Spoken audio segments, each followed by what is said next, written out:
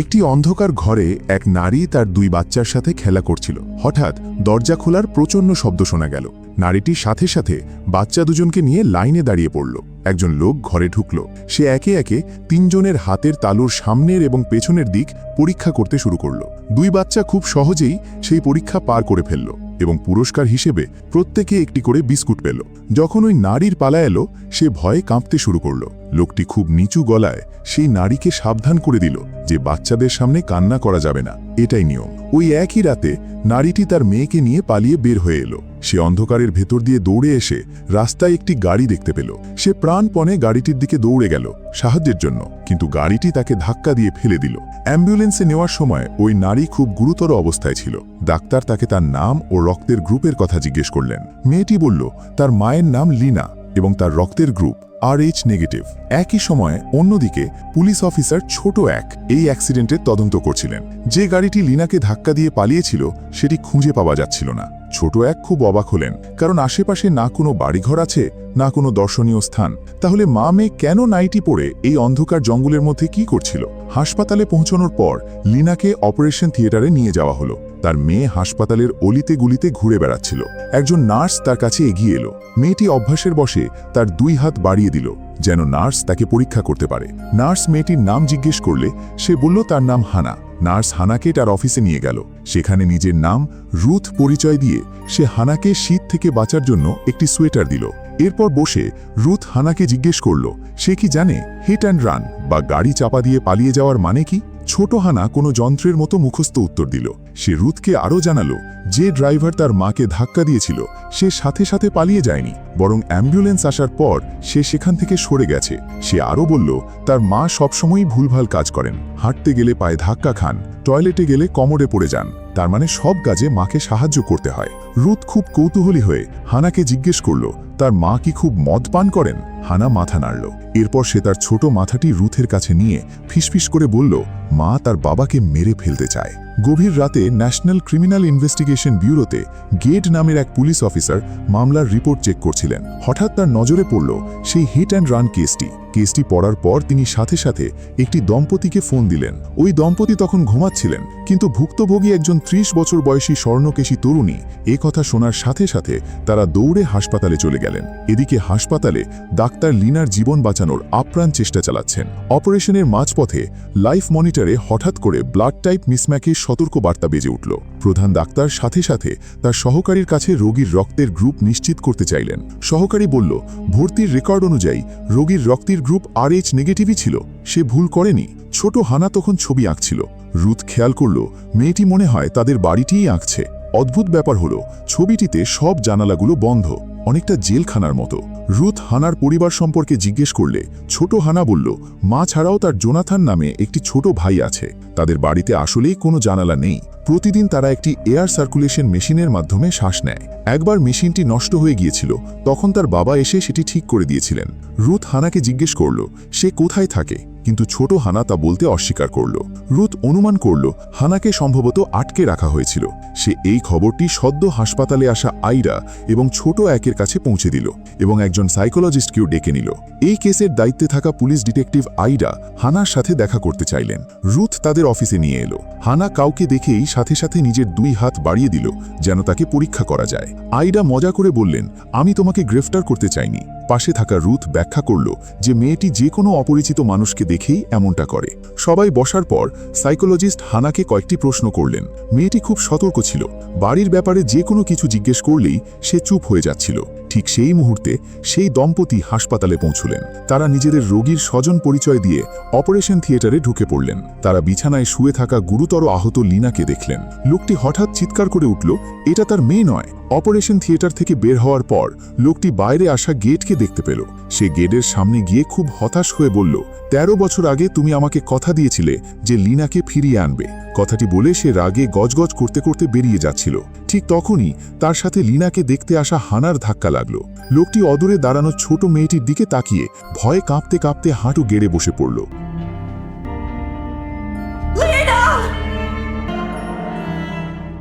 Police officer আইডা দম্পতিকে একটি রুমে নিয়ে এলেন। মার্টিনের নাম মার্টিন। 13 বছর আগে তার মেয়ে লিনা রহস্যজনকভাবে নিখোঁজ হয়ে গিয়েছিল। সেই কেসের দায়িত্বে ছিল পুলিশ অফিসার গেট। মার্টিনের স্ত্রী বলল, ওই ছোট মেয়েটি দেখতে হুবহু লিনার মতো, আরও সঠিকভাবে বলতে ছোটবেলার লিনার মতো। কথা বলতে বলতে তিনি ব্যাগ থেকে একটি ছবি বের করলেন। ছবিতে থাকা মেয়েটি হানা দেখতে একই রকম। অদ্ভুত ব্যাপার হলো, লিনা যখন নিখোঁজ হয় তখন তার বয়স ছিল 20-র বেশি। এত বছরে সে তো আর ছোট হয়ে যেতে পারে না। আইডা মার্টিন দম্পতিকে শান্ত হতে বললেন। লিনা সবেমাত্র গাড়ি দুর্ঘটনার শিকার হয়েছে, তার মুখে অনেক আঘাত রয়েছে। যেহেতু হানা ছোটবেলার লিনার মতো, তাই লিনার এই 13 বছর নিখোঁজ থাকার সময়ে তার সন্তান হতেই পারে। হয়তো মার্টিন দম্পতি কেবল টেনশনের কারণে ভুল করছেন, কিন্তু বৃদ্ধ মার্টিন জেদ ধরে বললেন তিনি এতটাও বোকা নন যে নিজের মেয়েকে চিনতে পারবেন না। আইডা ঘুরে দাঁড়িয়ে গেটকে 13 বছর আগের নিখোঁজ ফাইলগুলো নিয়ে আসতে বললেন। গেট চলে যাওয়ার পর আইডা রুথের বলা কথাগুলো মার্টিন দম্পতিকে জানালেন। যদি ছোট হানা মিথ্যে না বলে থাকে, তাহলে যে জায়গাটিতে তাদের আটকে রাখা হয়েছিল সেখানে নিশ্চয়ই একটি ছোট ছেলেও আছে। একই সময়ে গোপন কুঠুরিতে হানার ছোট ভাই জোনাথান কার্পেটের উপর থাকা রক্তের দাগ পরিষ্কার করছিল। অদূরেই এক ব্যক্তি মাটিতে পড়ে আছে, দেখে মনে হচ্ছে তার প্রাণ নেই। ডিএনএ স্যাম্পল নেওয়ার পর আইডা মার্টিন দম্পতিকে বাড়ি ফিরে যেতে বললেন, কিন্তু বৃদ্ধ মার্টিন ফলাফলের জন্য হাসপাতালে অপেক্ষা করতে চাইলেন। যাওয়ার আগে আইডা লিনার রক্তের গ্রুপ জিজ্ঞেস করলেন। মার্টিনের স্ত্রী বলল লিনা এবং তিনি দুজনেই এবি পজিটিভ গ্রুপের। আইডা এরপর গেটকে গিয়ে 13 বছরের সেই পুরনো কেস সম্পর্কে জানতে চাইলেন। গেট অকপটে স্বীকার করলেন যে তিনি এবং মার্টিন দম্পতি প্রতিবেশী ছিলেন। তিনি লিনাকে ছোট থেকে বড় হতে দেখেছিলেন। তারা খুঁজে পাওয়ার সব রকম উপায়ই চেষ্টা করেছিলেন, কিন্তু কোনো চিহ্ন পাওয়া যায়নি। লিনা যেন মাটি খুঁড়ে বা বাতাসের সাথে মিশে নিখোঁজ হয়ে গিয়েছিল। আইডা চলে যাওয়ার পর গেট ওয়ার্ডে গেলেন। তিনি নারীর হাতটি উল্টে দেখলেন। অদ্ভুত ব্যাপার হলো, এই নারীর হাতের তালুতেও লিনার মতো একই ক্ষতচিহ্ন ছিল, কিন্তু সামান্য কিছু পার্থক্য ছিল। তিনি পুরোপুরি নিশ্চিত হলেন যে বিছানায় থাকা নারী লিনা নয়। বৃদ্ধ মার্টিন ভুল করেননি। গেট কিছুতেই বুঝতে পারছিলেন না। তিনি অবচেতন মনেই নারীকে জিজ্ঞেস করলেন, তুমি আসলে কে? বিছানায় শুয়ে থাকা নারীটি হঠাৎ জেগে উঠল। সে জোরে জোরে শ্বাস নিতে শুরু করল। তার মাথায় একজন পুরুষের কণ্ঠস্বর প্রতিধ্বনিত হল। মনিটরে অ্যালার্ম বেজে উঠল। নার্স রুমে ঢুকে গেটকে সরিয়ে দিল এবং মহিলাকে শান্ত করার চেষ্টা করল, কিন্তু ওই লোকটির কণ্ঠস্বর বারবার তার কানে বাজতে লাগল।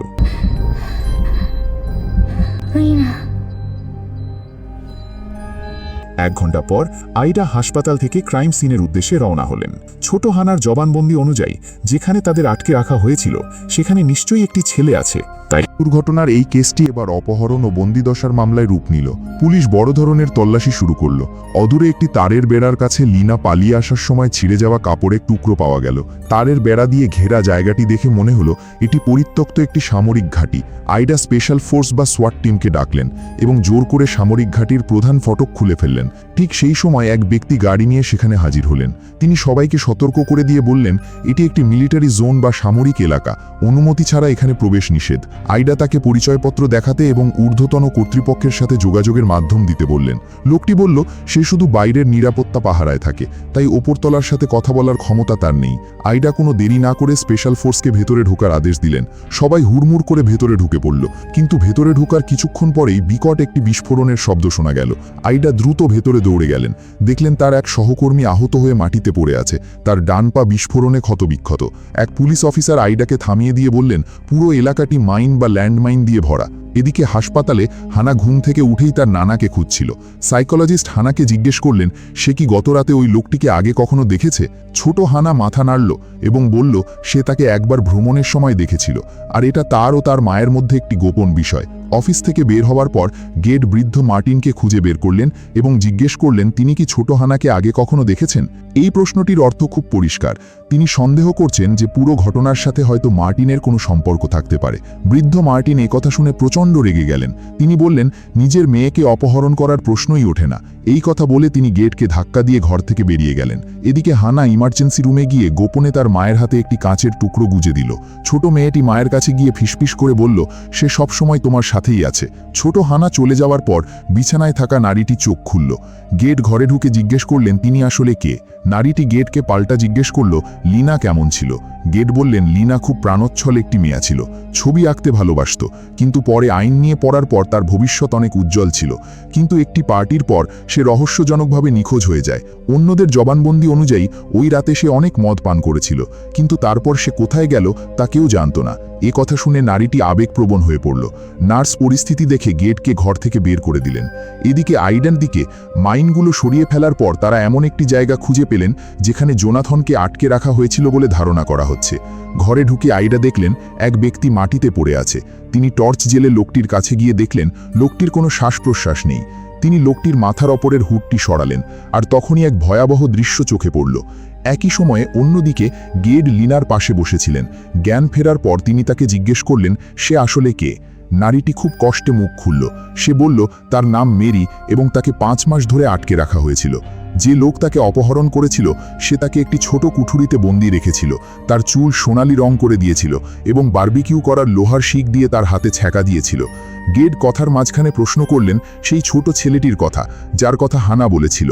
মেরি মাথা নাড়ল এবং বলল অপহরণকারী তাকে বাধ্য করত 2টি বাচ্চার দেখাশোনা করতে। বাচ্চারা তাকে মা বলে ডাকত।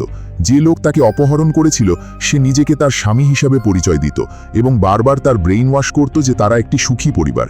গেড জিজ্ঞেস করলেন মেরি কিভাবে পালিয়ে এলো। মেরি জানাল সেদিন রাতে সে সুযোগ বুঝে ওই লোকটির মাথায় একটি ক্রিস্টাল বল দিয়ে আঘাত করে এবং সেখান থেকে পালিয়ে আসে। ঠিক তখনই গেডের ফোনে কল এলো আইডার। তিনি ফোনে গেডকে জানালেন সামরিক ঘাঁটির ভেতরেই তারা বন্দিশালা খুঁজে পেয়েছেন। ঘরে একটি মৃতদেহ পাওয়া গেছে। ভয়ঙ্কর ব্যাপার হলো লোকটির চেহারা ধারালো কোনো অস্ত্র দিয়ে এমনভাবে ছিন্নভিন্ন করা হয়েছে যে মনে হচ্ছে যেন চূর্ণ বিচূর্ণ পনির। গেড ধীরে ধীরে মেরির দিকে তাকালেন। ফোনের অন্য পাশ থেকে আইডা জিজ্ঞেস করলেন ছেলেটি কোথায়। ফোনের কথা শুনতে পাওয়া মেরি ঝটপট বলল জোনাথন বাচ্চাদের ঘরের বিছানার নিচে আছে। ভাগ্য ভালো যে ছেলেটি অক্ষত আছে, শুধু খুব ভয় পেয়েছে। আইডা জোনাথনকে উদ্ধার করে চাইল্ড ওয়েলফেয়ার হোমে পাঠিয়ে দিলেন। কিছুদিন আগে সাইকোলজিস্ট হানাকেও সেখানে নিয়ে গিয়েছিলেন, কিন্তু মেয়েটিকে এই জায়গাটি একদমই পছন্দ হচ্ছিল না। সে চারপাশের সবকিছু নিয়ে খুব সতর্ক ছিল। ফোন রাখার পর মেরি গেডকে তার বাবাকে যোগাযোগ করিয়ে দেওয়ার জন্য অনুরোধ করল। গেড রাজি হলেন এবং বন্দিশালায় মারা যাওয়া লোকটির ছবি মেরিকে দেখালেন। মেরি ছবিটা দেখে খুব অস্থির হয়ে উঠল এবং সে নিজে এই কাজ করেনি বলে দাবি করল। গেড তাকে সান্ত্বনা দিয়ে বললেন তুমি যদি এটি করেও থাকো তাহলে সেটা আত্মরক্ষার জন্য ছিল, তাই চিন্তার কিছু নেই। হাসপাতাল থেকে বের হয়ে গেড সেই বন্দিশালায় গেলেন। অনেক খোঁজাখুঁজির পর তিনি বাচ্চার ঘরের বিছানার নিচে একটি ছবি খুঁজে পেলেন। কিছুক্ষণ আগে মেরি গেডকে বলেছিল যে হানা কখনোই ওই ঘর থেকে বের হয়নি, কিন্তু ছবিতে থাকা লোকটির সাথে হুবহু বৃদ্ধ মার্টিনের চেহারার মিল ছিল। সবকিছু কেমন যেন উল্টো পাল্টা মনে হচ্ছিল। বৃদ্ধ মার্টিন বলেছিলেন তিনি নিজের মেয়েকে অপহরণ করতে পারেন না, কিন্তু মেরিকে দেখার সাথে সাথেই তিনি নিশ্চিত হয়ে গিয়েছিলেন যে সেটি তার মেয়ে নয়। তার ওপর ছোট হানা বলেছিল সে তার নানাকে দেখেছে এবং তার ছবি বিছানার নিচে এঁকে রেখেছে। পৃথিবীতে কি এমন কাকতালীয় কিছু হওয়া সম্ভব? এসব ভাবতে ভাবতে গেড মোবাইল দিয়ে ছবিটা তুলে নিলেন এবং মার্টিনের স্ত্রীকে পাঠিয়ে দিলেন। ফোনটা রাখার সাথে সাথেই বাইরে থেকে চিৎকার শোনা গেল, এখানে বোমা আছে। ভাগ্য ভালো যে এবার কেউ আহত হয়নি, কিন্তু দুর্ভাগ্যজনকভাবে বিস্ফোরণে সমস্ত প্রমাণ ধুলোয় মিশে গেল। সামরিক এলাকা থেকে বের হওয়ার পর গেড এবং আইডা ফরেন্সিক ল্যাবে গেলেন। ফরেন্সিক বিশেষজ্ঞ জানালেন নিহতের মাথায় আঘাত করে শ্বাসরোধে হত্যা করা হয়েছে এবং মৃত্যুর পর দেহটি ক্ষতবিক্ষত করা হয়েছে। দেহ নষ্ট করার জন্য ধারালো অস্ত্র ব্যবহার করা হয়েছে। ঘটনাস্থলে কাঁচের বলের টুকরো পাওয়া গেছে, যা যাচাই করে দেখা গেছে যে মৃতদেহ কাটাকাটি করার জন্য প্রয়োজনীয় অংশটি সেখানে নেই। এছাড়া ডিএনএ রিপোর্ট অনুযায়ী মৃত লোকটির সাথে ওই 2 বাচ্চার কোনো রক্ত সম্পর্ক নেই। হানা ও জোনাথন সৎ ভাই বোন, তবে ওই 2 বাচ্চার সাথে বৃদ্ধ মার্টিনের রক্ত সম্পর্ক নিশ্চিতভাবে পাওয়া গেছে। তার মানে হানা ও জোনাথনের মা সম্ভবত নিখোঁজ হওয়া লিনাই এবং মার্টিন সত্যিই হানার দাদা। এই অপহরণের ঘটনায় আরও 2 জন খুনি এখনও ধরাছোঁয়ার বাইরে, যারা লিনার সাথে সম্পর্ক স্থাপন করেছিল এবং লিনাকে দিয়ে এই 2 বাচ্চার জন্ম দিয়েছিল। 2 সপ্তাহ পর মেরির বাবা তাকে হাসপাতাল থেকে নিতে এলেন। যদিও শারীরিক জখম কিছুটা সেরেছে, কিন্তু মানসিক আঘাত এত সহজে যাওয়ার নয়। মেরি এখনও সেই লোকটির কণ্ঠ শুনতে পাচ্ছিল। বাসায় পৌঁছানোর পর মেরি যখন তার মালামাল গোছাচ্ছিল তখন সে একটি কাঁচের টুকরো খুঁজে পেল। এটি সেই টুকরোটি যা হাসপাতালে থাকাকালীন হানা তাকে দিয়েছিল। পুরনো কষ্টের স্মৃতি আবার ফিরে এলো। সেই লোকটির কণ্ঠস্বর আবার কানে বাজতে শুরু করলো। মেরি এই দুঃস্বপ্ন ভুলতে চাইল। সে বাথরুমে গেল তার চুল আগের রঙে ফিরিয়ে আনার জন্য। ঠিক সেই সময় দরজায় কলিং বেল বাজল। তার প্রতিবেশী এসেছিল। প্রতিবেশী চলে যাওয়ার পর মেরি দরজা খুলে ভেতরে ঢুকল, কিন্তু ব্যাগের ভিতর সে বন্দিদশায় খাওয়ার বিস্কুট এবং একই ব্র্যান্ডের হেয়ার ডাই খুঁজে পেল। অন্যদিকে গেড একটি রিপোর্ট পেলেন। একজন কেয়ারটেকার সামরিক এলাকার কাছাকাছি একটি মানুষের মাথার খুলি খুঁজে পেয়েছে। ফরেন্সিক পরীক্ষার পর প্রাথমিকভাবে ধারণা করা হচ্ছে যে এই খুলিটি হয়তো নিখোঁজ লিনার। গেড একথা শুনে কান্নায় ভেঙে পড়লেন। ঠিক সেই সময় লিনার মা ফোন করলেন। তিনি নিউজে একথা শুনেছেন। গেড তাকে অপেক্ষা করতে বললেন, কারণ প্রাথমিক রিপোর্টে সব নিশ্চিত করা যায় না। কিছুদিন পর ফরেন্সিকের বিস্তারিত রিপোর্টে দেখা গেল যে খুলিটি লিনার নয়। এই ভুলটা হয়েছে কারণ মাথার খুলির সাথে পাওয়া একটি চুলের ব্যান্ডে লিনার ডিএনএ ছিল। ফরেন্সিক অফিসার গেড ও আইডাকে জানালেন খুলির মালিক 15 মাস আগে মারা গেছেন। আইডা চিন্তায় পড়ে গেলেন, কারণ মেরি 5 মাস আগে অপহরিত হয়েছিল আর খুলির মালিক মারা গেছে 15 মাস আগে। মাঝে 10 মাসের ব্যবধান আছে। যদি সব ঠিক থাকে তাহলে এর মানে হলো হয়তো সেখানে আরও অন্য কোনো ভুক্তভোগী ছিল। কারণ অপহরণকারীর বাচ্চাদের যত্ন নেওয়ার জন্য একজন নারীর প্রয়োজন ছিল। আমি জানি আপনারা যারা এতক্ষণ দেখছেন তারা নিশ্চয়ই সব গুলিয়ে ফেলেছেন, তাই ঘাবড়াবেন না। চলুন পুরো ঘটনাটি আরেকবার একটু ঝালাই করে নিই। 13 বছর আগে মার্টিন দম্পতির মেয়ে লিনা রহস্যজনকভাবে নিখোঁজ হয়। লিনা তখন আইন বিভাগের ছাত্রী ছিল, খুব সুন্দর ছবি আঁকত এবং তার বয়স ছিল 20 বছর। ওই সময় কেসটির দায়িত্বে থাকা পুলিশ অফিসারের নাম ছিল গেড। গেড ছিলেন মার্টিন দম্পতির প্রতিবেশী। 13 বছর ধরে তিনি দিনরাত পরিশ্রম করেও কোনো সূত্র খুঁজে পাননি। শেষ পর্যন্ত কেসটি অমীমাংসিতই থেকে যায়। 13 বছর পর মেরি নামের এক নারী গাড়ি দুর্ঘটনায় হাসপাতালে ভর্তি হয়। তার চেহারা হুবহু লিনার মতো, এমনকি হাতের দাগটাও একই রকম। পরে জানা যায় 5 মাস আগে তাকে অপহরণ করা হয়েছিল এবং অপহরণকারীরা তাকে 2টি বাচ্চার দেখাশোনা করতে বাধ্য করত, যাদের নাম হানা এবং জোনাথান। এই দুর্ঘটনা তদন্তকারী অফিসার ছিলেন আইডা। তিনি দুর্ঘটনাস্থলের কাছেই একটি সামরিক নিষিদ্ধ এলাকা খুঁজে পান। মেরি ও বাচ্চাদের যেখানে আটকে রাখা হয়েছিল সেই ঘরটিও ছিল ওই সামরিক এলাকাতেই। সেখানে একজন মৃত ব্যক্তি পাওয়া যায়, যার চেহারা বিকৃত হওয়ায় শনাক্ত করা যাচ্ছিল না। ফরেন্সিক ডিএনএ পরীক্ষার মাধ্যমে 3টি গুরুত্বপূর্ণ তথ্য পাওয়া গেল। প্রথমত, বিকৃত চেহারার লোকটির সাথে বাচ্চাদের কোনো রক্ত সম্পর্ক নেই। দ্বিতীয়ত, হানা ও জোনাথান সৎ ভাই বোন। এবং তৃতীয়ত, উভয় বাচ্চার সাথেই বৃদ্ধ মার্টিনের রক্ত সম্পর্ক আছে। এখান থেকে পরিষ্কার যে বাচ্চারা লিনারই সন্তান। যেহেতু হানা ও জোনাথান সৎ ভাই বোন, তার মানে অন্তত 2 জন ব্যক্তির সাথে লিনার সম্পর্ক হয়েছিল, যা থেকে আমরা ধারণা করতে পারি যে ওই মৃত ব্যক্তি ছাড়া আরও অন্তত 2 জন খুনি এখনও ধরাছোঁয়ার বাইরে আছে। চলুন পরের অংশে যাওয়া যাক। ওই রাতেই গেড নতুন ময়নাতদন্ত রিপোর্ট নিয়ে মার্টিন দম্পতির কাছে গেলেন। বৃদ্ধ মার্টিন খবরটি শোনার পর খুশি হওয়ার বদলে গেডকেই দোষারোপ করলেন। তিনি বললেন এই 13 বছরে তিনি কাজের কাজ কিছুই করতে পারেননি, এমনকি লিনা বেঁচে আছে না মারা গেছে সেটাও নিশ্চিত করতে পারেননি। গেড এরপর খাম থেকে সেই মৃত ব্যক্তির ছবি বের করে মার্টিনকে জিজ্ঞেস করলেন তিনি তাকে চেনেন কিনা। মার্টিন এক নজর দেখেই মাথা নাড়লেন, আর এর সাথে সাথে তদন্ত আবারও থমকে গেল। পরের দিন আইডা ছবিগুলো নিয়ে চাইল্ড ওয়েলফেয়ার হোমে গেলেন। তিনি ছবিগুলো টেবিলের ওপর রেখে হানাকে জিজ্ঞেস করলেন এই ব্যক্তি কি তার বাবা। হানা এক পলক দেখেই নিশ্চিতভাবে মাথা নাড়ল। আইডা তখন সামরিক ঘাঁটিতে পাওয়া সেই ব্যক্তির ছবি বের করে আবার জিজ্ঞেস করলেন তিনি কি তার বাবার বন্ধু। হানা ভাবলেশহীনভাবে বলল ইনিও বাবা। আইডা একের পর এক ছবি দেখাচ্ছেন, আর হানা বলছে সবাই তার বাবা। আইডা বুঝতে পারলেন ছোট মেয়েটি আসলে বাবা শব্দটির মানেই বোঝে না। অন্যদিকে মেরি বাড়িতে গিয়ে ছবিগুলো দেখালে মেরি দুর্ঘটনার রাতের কথা স্মরণ করার চেষ্টা করল। গেড খেয়াল করলেন মেরি মানসিকভাবে খুব বিপর্যস্ত। মেরি ছবিগুলো দেখে আবার ঘোরের মধ্যে চলে গেল। তার কানে সেই অপহরণকারীর কণ্ঠস্বর বারবার বাজতে শুরু করল। সে অনেক চেষ্টা করেও নিজেকে সামলে উঠতে পারল না।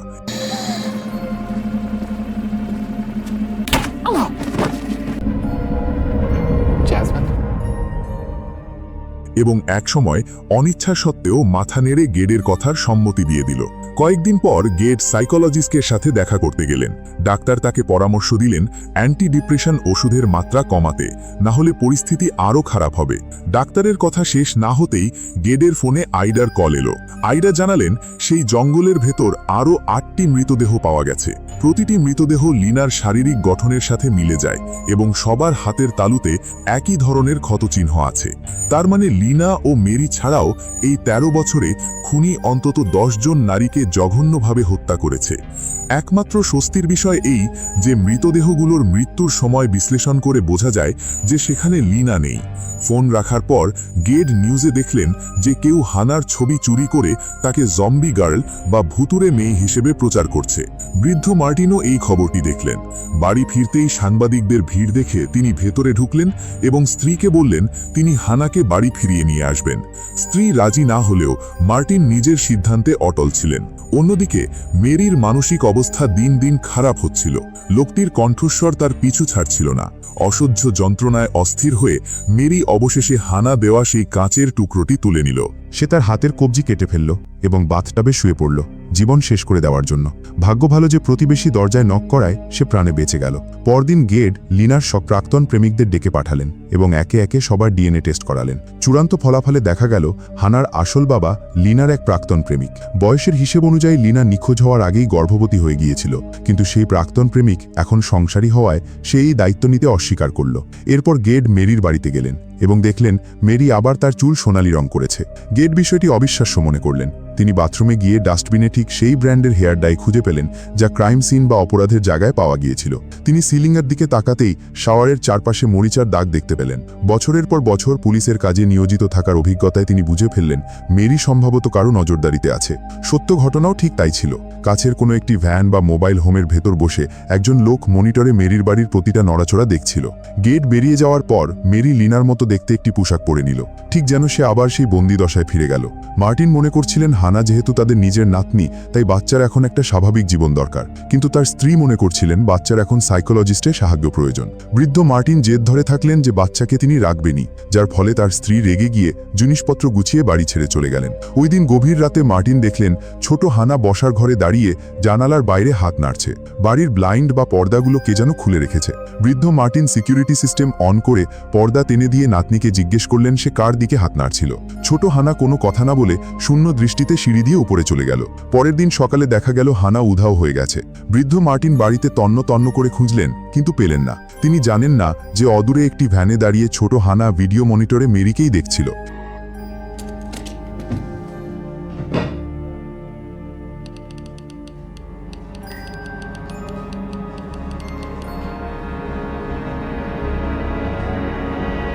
এদিকে গেড আইডার কাছ থেকে ফোন পেলেন যে ডাচ পুলিশ একটি খবর শেয়ার করেছে। রূপালী রঙের গাড়ির এক লোক নিখোঁজ হয়েছে, যার বয়স ও গড়ন অনেকটা সেই মৃত ব্যক্তিটির মতো। সে 4 মাস আগে দেশে ফিরেছে, তাই খুনি হওয়ার সম্ভাবনা কম। সহজ কথায় সেই বিকৃত চেহারার লোকটি আসলে একজন বলির পাঠা বা নিরপরাধ ব্যক্তি। আইডা গেডকে বললেন মেরি কেন মিথ্যা বলেছে তা জিজ্ঞেস করতে। ফোন রাখার পর বৃদ্ধ মার্টিন জানালেন হানা হারিয়ে গেছে এবং কেউ একজন এই খবরটি বাইরে ফাঁস করে দিয়েছে। এখন বাইরের সাংবাদিকরা পাগলের মতো করছে এবং তিনি বাড়ি থেকে বেরোতে পারছেন না। মার্টিনের কথা শেষ না হতেই গেট দেখলেন মেরি তার বাড়ি থেকে বেরিয়ে যাচ্ছে। তিনি মার্টিনকে বললেন যে তিনি লোক পাঠাচ্ছেন এবং ফোন রেখেই মেরির পিছু নিলেন। 2টি মোড় পার হওয়ার পর তিনি দেখলেন মেরি একটি ভ্যানে উঠল, যেটি চালাচ্ছিল একটি সিকিউরিটি কোম্পানি। ভ্যানটি চলতে শুরু করলে গেট গাড়ি চালাতে চালাতেই আইডাকে ফোন করে সেই সিকিউরিটি কোম্পানিটি তদন্ত করতে বললেন। ফোন রেখে আইডা সেই কোম্পানিতে গিয়ে শুনলেন লাস আজ অফিসে নেই। পরিদর্শনের বাহানায় তিনি লাসের অফিসে ঢুকে পড়লেন এবং দেয়ালে একটি পুরনো ছবি দেখতে পেলেন। অদ্ভুত ব্যাপার হলো ছবিতে থাকা মহিলার সাথে লিনার চেহারা হুবহু মেলে। কর্মীদের জিজ্ঞেস করে আইডা জানলেন ওই মহিলা লাসের মা, যিনি লাসকে ছোটবেলাতেই ফেলে চলে গিয়েছিলেন। এদিকে ভ্যানের ভেতর লাস হানা ও মেরিকে নিয়ে নতুন বাড়ির দিকে যাচ্ছিল। গাড়ি চালাতে চালাতে সে মেরির পেটে হাত রেখে জিজ্ঞেস করল সে কি গর্ভবতী। মেরি লাসকে পাল্টা প্রশ্ন করল সে কেন এত মানুষ খুন করেও তাকে বাঁচিয়ে রেখেছে, শুধু কি সে গর্ভবতী বলে। লাস কিছু বলার আগেই ছোট হানা জবাব দিল, এর উত্তর খুব সহজ, কারণ সে ছোট। আসল ঘটনা হলো সেদিন মেরি সুযোগ বুঝে জোনাথনের ক্রিস্টাল বল দিয়ে লাসকে আঘাত করে অজ্ঞান করে ফেলে রাস্তায় দৌড়ে পালানোর সময় গাড়ি দুর্ঘটনার কবলে পড়ে। হানা পেছন থেকে এসে লাঠি দিয়ে সেই ড্রাইভারকে ফেলে দিয়েছিল। এরপর লাস এসে মেরিকে মেরে ফেলতে চাইলে ছোট হানা তার মায়ের হয়ে ক্ষমা চায়, কারণ মেরি যেভাবে গল্প বলতো তা তার প্রথম মায়ের মতো। সে বাবা মাকে এই মাকে রেখে দিতে অনুরোধ করে। লাস মেয়ের চোখের পানি মুছে দেয় এবং মেয়ের ইচ্ছা পূরণের জন্য মেরিকে অ্যাম্বুলেন্সে পাঠিয়ে দেয়। এরপর সেই ড্রাইভারকে মেরে কুড়ে ঘরে টেনে নিয়ে কাঁচ দিয়ে তার মুখ ক্ষতবিক্ষত করে দেয়, যাতে পুলিশ বিভ্রান্ত হয়। সবকিছু করার পর বাবা মেয়ে প্রতিজ্ঞা করে মেরি সুস্থ হলেই লাস তাদের বাড়িতে নিয়ে আসবে। ভ্যানটি রাস্তায় চলার সময় মেরি বাথরুমে যাওয়ার বাহানা করে। লাস জানায় কাছেই পৌঁছে যাবে, কিন্তু মেরি নাছোড়বান্দা হওয়ায় সে গাড়ি থামায়। দরজা খোলার পর লাস ঝটপট মেরির হাতা ধরে লুকোনো ছুরিটি বের করে নেয়। পরিকল্পনা ব্যর্থ হওয়ায় মেরি টয়লেটের দিকে যায়। লাসও সমুদ্র সৈকতে তার পিছু নেয় এবং মেরি তাকে ঘুরে দাঁড়াতে বলে। মেরি নিচু হয়ে স্যানিটারি প্যাডের ভেতর থেকে সেই কাঁচের টুকরোটি বের করে এবং অচেতন হওয়ার ভান করে। লাস কাছে আসতেই মেরি সুযোগ বুঝে কাঁচের টুকরোটি লাসের গলায় আমুল বসিয়ে দেয়।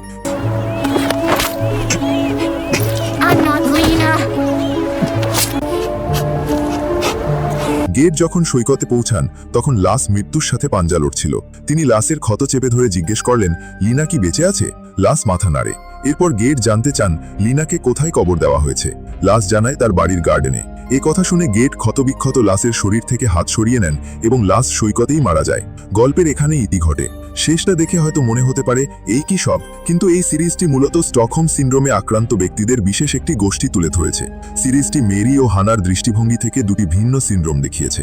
মেরি 5 মাস বন্দি থেকেও সুযোগ খুঁজছিল এবং পালানোর পর প্রতিশোধ নিয়েছে, যা চরম হলেও এক ধরনের ইতিবাচক প্রতিক্রিয়া। অন্যদিকে ছোট হানা পুরোপুরি উল্টো। 12 বছরে সে তার বাবাকে বহু মানুষ খুন করতে দেখে এবং নতুন নতুন মাকে মেনে নিতে বাধ্য হয়েছে। এভাবে সে অপরাধীর পুতুলে পরিণত হয়েছে। তবে তার কোনো দোষ নেই, কারণ শিশুদের জীবনে বংশগতির চেয়ে পরিবেশের প্রভাব অনেক বেশি। উভয়ই এই ঘটনায় জীবনে অপূরণীয় ক্ষত বহন করবে।